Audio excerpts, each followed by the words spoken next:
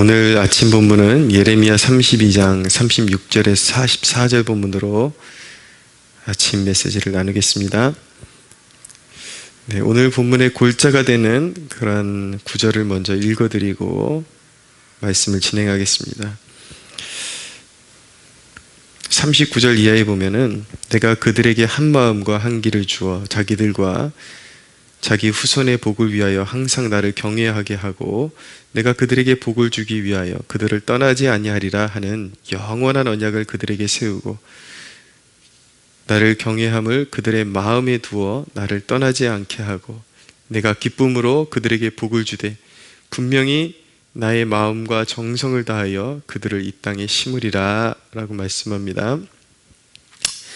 자, 하나님께서 예레미야에게 보여주시는 이 회복의 비전, 포로기를 이제 마칠 때 하나님께서 회복을 주시겠다라는 이 비전, 사실은 여기는 단순히 바벨론 포로기를 보내고 70년 후에 예루살렘으로 돌아오는 그런 회복의 비전만을 이야기하는 것이 아니라 사실은 더 근본적인 그런 복음에 대한 그런 예언을 여기에 담고 있는 것입니다. 바로 우리 주 예수 그리스도로 말미암아 주어질 중생, 거듭남의 축복을 여기에 담고 있는 것이죠. 그리스도로 말미암아 믿는 자들에게 성취되어지는 그 하나님의 역사를 여기에 담고 있는 것이라고 볼 수가 있습니다.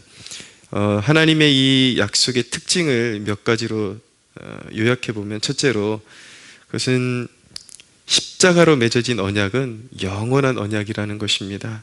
영원토록 버리지 아니할 것이다 라는 그런 약속을 담고 있는 것이죠. 두 번째로 진리를 사람 마음에 심어주신다라는 것입니다. 믿는 자 마음에 이제는 그 율법을 돌판에 새긴 율법으로 하는 것이 아니라 그 율법을, 하나님을 경외하는 마음을, 그 도를 믿는 자 마음 안에, 거듭난 자 마음 안에 성령으로 말미암아 심어주신다라는 것을 의미하고 있는 것입니다. 세 번째로 거듭난 하나님의 백성을 마음과 정성으로 돌봐주신다라고 그렇게 말씀하고 있습니다. 다시 한번 읽어드릴게요. 내가 기쁨으로 그들에게 복을 주되 분명히 나의 마음과 정성을 다하여 그들을 이 땅에 심으리라. 마음과 정성. 저는 솔직히 이 본문 묵상하면서 굉장히 좀 충격적으로 다가왔습니다. 마음과 정성을 다해서 돌보는 것, 그렇게 섬기는 것, 그거 우리가 해야 될 일 아닌가. 하나님께서 그의 친 백성들을 마음과 정성을 다해서 돌보신다라는 것입니다. 자, 우리는 얼마나 마음과 정성으로 하나님을 섬기고 있습니까? 이거 사실 우리가 해야 될 일인데 하나님께서 우리를 마음과 정성을 다해서 돌보시는데 우리가 과연 하나님을 마음과 정성을 다해서 섬긴다라고 말할 수가 있겠습니까? 현대에 그 유행하는 그 넘쳐 흐르는 미디어와 매체에 넘쳐 흐르는 그러한 신학적인 정보들, 이 현대의 기류의 사상들이 이렇게 파고들어서 은근히 젖어 있는 수많은 가르침들의 문제가 무엇인가? 현대 교계의 지성, 원로라고 하는 사람들, 그렇게 취급받는 사람들이 가르치는 그 가르침의 문제는 무엇인가? 이 세대가 선호하는 주류 목회자들의 가르침에서 빠진 것이 무엇인가? 눈뜨고 보면 그러한 모든 가르침에서 바로 마음과 정성이 빠졌다라는 것을 알게 될 것입니다. 마음과 정성. 아무리 지적이라 할지라도, 그럴듯해 보이는 학문적인 지지를 받는다 할지라도 우리가 하나님을 섬기는 데 있어서 마음과 정성이 빠져있는 신학이라면 그것은 온전한 신학이 아니죠. 그것은 온전한 성경적인 해석도 아닌 것입니다. 몇 가지 그런 시대의 그런 흐름들을 좀 짚어드리겠는데, 첫째는 2007년도에 샘물교회 선교팀이 아프가니스탄에서 탈레반에게 피랍되어 가지고 배영규 목사님을 비롯해서 팀원이 희생되는 그런 사건이 있었습니다. 근데 그 탈레반이 그런 일을 벌인 그 주안점은 아프가니스탄의 그 이제 그 파병한 한국 군대를 철수하라는데 그런 요구가 있었는데, 이제 당시 언론이 공격적인 선교 때문에 교회들이 위험한 곳에 억지로 선교를 보내서 그런 일이 벌어졌다라고 하면서 이제 교회를 질타하기 시작했는데, 꼭 그럴 때 정의의 사도처럼 나타나서 언론과 함께 한 입술로 교회를 매장시키는 데 일조하는 사람들이 있습니다. 그 중에 대표적인 인물이 누구냐면 바로 손봉호 교수죠. 손봉호 교수, 유명한 사람이죠. 어디든지 자기가 기독교를 대표하는 인물처럼 나타나가지고 기윤실에서 지금 활동하고 있는 대표적인 그런 학자 아닙니까? 근데 사실은 교회에서 아무것도 아닌데 자신이 무슨 교회 대표격이 되는 것처럼 항상 그런 일에 끼어들어가지고 이제 언론의 앞잡이 노릇을 하고 그러죠. 그러면서 상황의 진입 파악은 제대로 하지 않고 교회가 이런 무례한 공격적인 선교를 이제 하지 말아야 된다, 멈춰야 된다, 그런 이제 주장을 펴기도 했습니다. 아마 그 사람의 주장대로 했다라면 여기 있는 사람 중에 한국 교회는 태동하지도 못했을 것입니다. 선교사님들이 자기의 생명을 걸고 핍박과 순교의 위협을 감당하면서까지 이 나라에 왔기 때문에 이곳에 생명의 그런 씨가 뿌려지고 풍성한 그런 결실들을 맺게 된 것이 오늘날의 교회의 모습이죠. 그런데 물론 뭐 지금 정세가 너무 안 좋아서 지금 가면은 큰일 날 수 있는 그런 뭐 상황 가운데 이렇게 억지로 이렇게 뭐 단기 선교를 보내거나 그래서는 안 되겠지만, 전문적인 선교사들이나 이런 기독교 선교의 그 근본을 따졌을 때에 그런 위험한 것만을 감수하고 어떻게 세계를 복음화할 수가 있겠습니까? 그것을 감수하고 가는 것이죠. 어지간한 일들은 감수하고 가는 것이죠. 그 나라에서 기독교를 반대해도 선교는 가는 것입니다. 이런 행태로 가르치는 가르침이 오늘날에 참으로 이렇게 이것이 무슨 주류 신학이요, 또 지성인들의 신앙이요, 이런 취급을 받으면서 교회의 힘을 점점 빼고 있다는 것을 우리가 기억할 필요가 있습니다. 두 번째에는 오늘날 유튜브를 꽉 채우는 인기 콘텐츠들을 보십시오. 어떤 내용들로 채워지고 있나. 여러분들, 제 설교를 듣는 여러분들 중에서도 혹시 11조 해야 하나 말아야 하나 이런 제목 찾아다니면서 해답을 얻으려고 하는 사람들 있습니까? 부끄러운 줄 알아야 합니다. 여러분들 마음 가운데 첫째로 중생함이 있고 성경을 그대로, 어느 가르침이 진짜냐, 너무 많은 가르침들이 난립하고 있는데, 그런데 여러분, 진짜를 맛본 사람은요, 그 중심에 서 있는 사람은 수만 가지의 거짓 것들이 있어도 거기에 넘어가지 않습니다. 자기가 그 중심에 서 있지 못하기 때문에, 중심을 잡고 서 있지 못하기 때문에 이게 맞는 것인가 저게 맞는 것인가 떠돌아 다니는 것이죠. 정함이 없는 것이죠.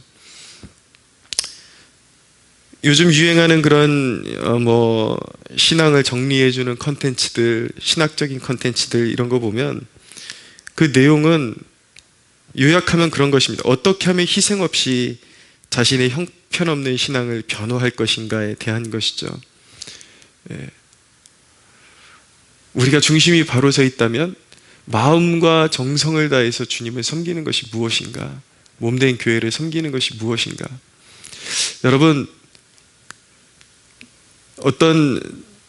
자기가 어떤 가치관에 있어서 정치적인 그런 포지션에서 보수의 입장에 있다라는 것이 여러분들이 영적으로 바로 서 있다라는 것을 전혀 보증해 주지 않습니다. 어떤 분들은 그런 쪽에서 있어서는 철저히 보수적인 가치관을 지향하는데, 이런 신앙적인 면만큼은 그런 진보적인 사상을 가진 사람들을 쫓아가는 사람들이 있어요.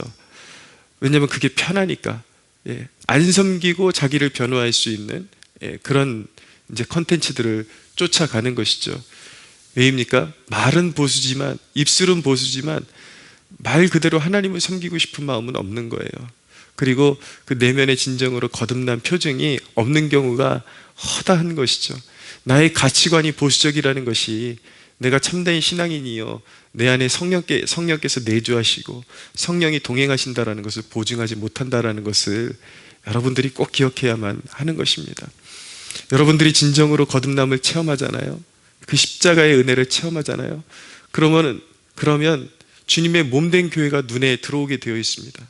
어떻게 하면 주님의 몸된 교회를 섬기고 세워나가고, 오늘도 수많은 교회들이 문을 닫고 있는데 어떻게 하면 나의 헌신과 희생으로 교회를 세워나가는데 조금이라도 내가 등받이가 되어서 버티고 서 있을 수 있을까? 이런 이제 고민을 하게 되는 것이죠. 여러분, 지금 그런 어떤 진보적인 사상 배후에서 그런 나라를 허물고 정치권에서만 교회를 허무는 것이 아니라요, 신학이라는 이름도 교회를 허물고 있고 그 영이 통하는 세력들이 있다라는 것, 그것을 꼭 간파하는 눈이 열리게 되기를 바랍니다. 그것도 모르고 그저 요즘 신학은 이렇대, 이거 알고 보니까 그게 아니래 그러면서 마땅히 성도로서 섬겨야 될 것들을 다 내려놓고 팽개치고, 이게 사사시대예요. 지금 우리의 문제는 무엇입니까? 영적인 사사시대. 이보다 저는 사사기를 읽으면서 느끼는 것이 무엇이냐면, 차라리 그 사사시대가 오늘날보다 나은 것 같다. 오늘날 같이 형편없는 사사시대보다 교회가 허물어지고 제멋대로 믿는 그러한 시대가 어디에 있었습니까? 가장 큰 위기입니다. 교회에 도전하는 위기. 그것은 외부에 있는 것보다도 우리 내부에 있는 것. 왜 그 외부에서 그렇게 교회를 무너뜨리는 세력이 흥황할 수 있습니까? 많은 교인들의 내부가 썩었기 때문이에요. 진리가 아닌 것들을 먼저 추구하고 미혹된 마음으로 거짓된 것들을 추구하는 마음이 있기 때문에 그런 컨텐츠들이 통하는 거예요. 단순히 한 주제뿐만 아니라 가만히 보십시오. 여러분들이 수많은 컨텐츠 중에 이게 진짜일까? 이게 진짜 성경적일까? 여러분들이 직접 성경을 읽는 사람들이라면 그렇게 여기저기 쑤시고 다니지 않아요. 그냥 여러분들의 교회에 만족하고, 그리고 여러분들이 정말 추구하는 그런 어떤 정말 영적으로 잘 맞는 그런 이제 한두 군데서 영적으로 공급받고 이런 데서 만족하지, 이게 맞나 저게 맞나 쑤시고 다니고 이러지 않아요. 여러분들이 바로 서 있고 성경의 가치관이 바로 서 있다면, 이 무슨 문제입니까? 마음과 정성의 문제입니다. 섬기기 싫어하는 것이죠. 예. 세 번째 예는, 자, 요즘 비대면 예배가 마치 예배의 정석인 것처럼 그렇게 찬양하기까지 합니다. 어떤 목회자가 원래 예배는 비대면 예배였다라고까지 선포를 하더라고요. 우리가 언제 교회에 와서, 예배당에 와서 하나님을 대면한 적이 있었냐? 저는 두 귀를 의심했습니다. 그것이 바로 오늘날 수많은 영혼들을 담당하는 대형교회 목회자의 입에서 그런 말이 나왔습니다. 주님께서는 두세 사람이 내 이름으로 모인 곳에 나도 그들 중에 있느니라 라고 말씀하셨습니다. 모이기를 피하는 어떤 사람들의 습관과 같이 하지 말고 마지막 날이 가까울수록 모이기에 더욱 힘쓰라고 성경이 말씀하고 있습니다. 물론 개인적인 경건에 있어서도 주님의 임재하세요. 개념이 다른 것입니다. 교회적인 모임을 통해서 주님이 좌정하시는 것과 혼자 묵상하고 혼자 개인 예배를 드리는 데 있어서 주님이 임재하는 거고 하고 개념이 다른 거예요. 개념이. 교회에 나와서 우리가 비대면 예배를 드렸습니까? 두세 사람이 모인 곳에 나도 그들 중에 있느니라. 우린 대면 예배를 드리고 있었어요. 주님이 좌정하시는 예배를 드리고 있었어요. 정말 썩을 놈의 그런 사상을 담고 있는 목회자들이 오늘날 주님의 양떼들을 다 버려놓고 있습니다. 여러분, 정부가 10월 11일까지 다른 그 종교단체들은 다 대면 그런 종교 행사를 허락했는데 교회만 그때까지 문을 닫으라고 명령을 또 내렸습니다. 교회가 가장 위험하다라는 것이죠. 그래놓고 지난 16일부터 우한에서 들어오는 비행기, 여객기는 허용을 했습니다. 거기서 어떤 또 감염원이 쏟아져 들어올지 모르는데 혹여라도 또 많은 확진자가 나오기 시작하면 이제 언론에 또 교회를 때리기 시작하겠죠. 10월 초두에 그런 어떤 공휴일들이 많이 있는데 기독교인들이 결집하는 거 어떻게 해서든 흔들어 놓고 그런 일을 못하도록 기독교만 11일까지 틀어막고 있는 거예요. 입을